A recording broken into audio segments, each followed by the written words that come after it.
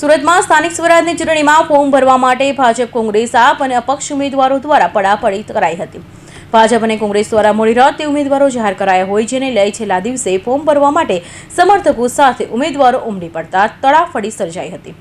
તો ભાજપ અને આપના કાર્યકરોએ એકબીજા સામે સૂત્રાચારો પણ કર્યા હતા, જેથી રાજકીય માહોલ પણ ગરમાયો હતો। ગુજરાતભરમાં સ્થાનિક સ્વરાજની ચૂંટણીના ઉમેદવારી ફોર્મ ભરવાના છેલ્લા દિવસે મોટી સંખ્યામાં ઉમેદવારો ઉમટી પડ્યા હતા। ભારતીય જનતા પાર્ટી ફોર્મ ભરવાના છેલ્લા દિવસે 120 ઉમેદવારો જાહેર કર્યા હતા, તો બીજી તરફ કોંગ્રેસ બાકી રહેલા મોટાભાગના ઉમેદવારોની યાદી જાહેર કરવાની જગ્યાએ મોડી સાંજ પછી ફોન કરી ઉમેદવારી પત્ર ભરવા જવા આદેશ કર્યો હતો। જ્યારે આમ આદમી પાર્ટી દ્વારા ઉમેદવારો જાહેર કરાયા, જેને લઈને ઉમેદવારોનો જમાવડો કલેક્ટરાલય જોવા મળ્યો હતો।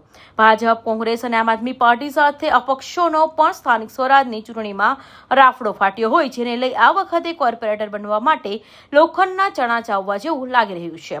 તો ઉમેદવારી ભરવા આવેલા ભાજપ, કોંગ્રેસ અને આમ આદમી પાર્ટીના ઉમેદવારોએ મીડિયા સાથે વાત કરી પોતાની જીતની આશા વ્યક્ત કરી હતી। Bureau report, Hind TV news, Surat.